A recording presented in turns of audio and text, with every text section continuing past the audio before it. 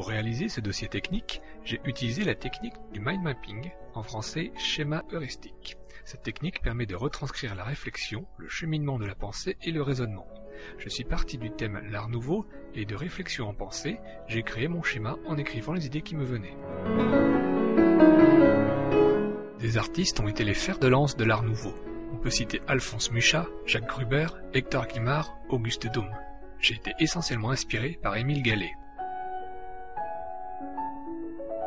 Les formes de l'art nouveau sont très rondes, avec une utilisation importante d'arabesques. Elles donnent une impression de vague, de volute. L'art nouveau me procure un sentiment de finesse, de raffinement.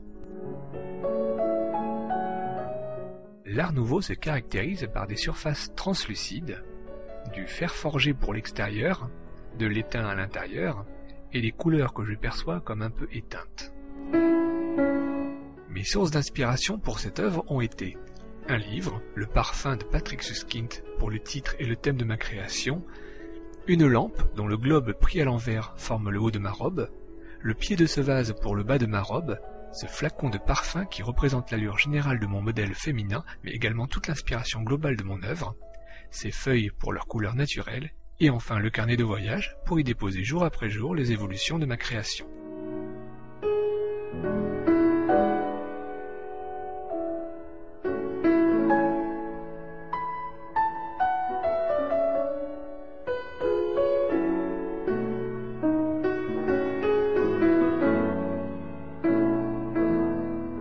Il a fallu trouver d'abord les matériaux, puis les assembler et les souder pour donner la forme correspondant au dessin initial.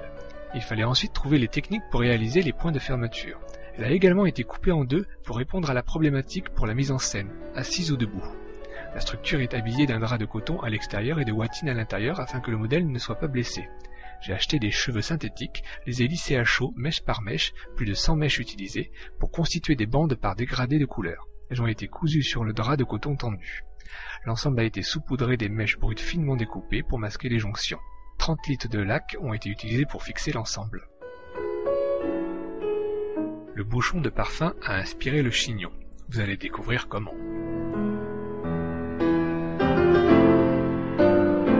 Le chignon est réalisé en deux zones. La première, la base, est constituée d'une structure en bois ovale recouverte d'un crépon. Le dessus de tête est isolé pour faire la vrille, hormis la frange qui sera coiffée en volute. Les temporaux et l'occiput sont conservés pour recouvrir le crépon. La zone de nuque est bouclée au fer à friser et brossée pour remonter en vague habillant la base du chignon. La seconde zone, représentant le bouchon de parfum, se positionne sur le dessus de la tête précédemment isolée. 3 mèches sont préalablement conservées. Les cheveux isolés pour la vrille sont maintenus sur une tige en bois par 2 élastiques. Je vrille l'ensemble à leur niveau, puis exerce une pression vers le vertex. Mes 3 mèches isolées sont étiolées en respectant le mouvement de la vrille. La base, le centre et le sommet de cette dernière sont ornementés de bijoux de fil doré. J'ai repris pour le modèle masculin le personnage du livre Le Parfum de Patrick Suskind, le laborantin créateur de parfums. L'homme est donc vêtu d'un costume noir, chemise blanche, cravate, blouse blanche, brodée spécialement du titre de laborantin. Je n'ai pas oublié les accessoires, montre à gousset et une paire de lunettes d'époque.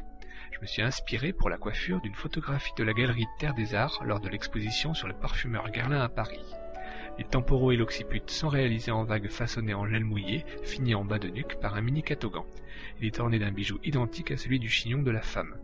La zone du vertex est placée en volute, hormis la frange qui, elle, est recourbée vers l'extérieur.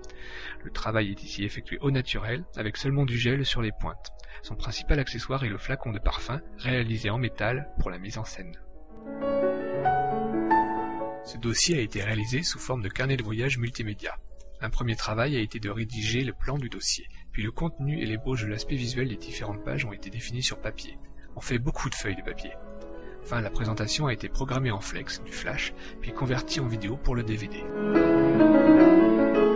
Ce projet est né de rencontres avec des personnes que je côtoie. Certaines sont devenues des amies. Chacune a été source d'inspiration tout au long de la réalisation du projet qui a été pour moi vécu comme un voyage dans l'univers de l'art nouveau.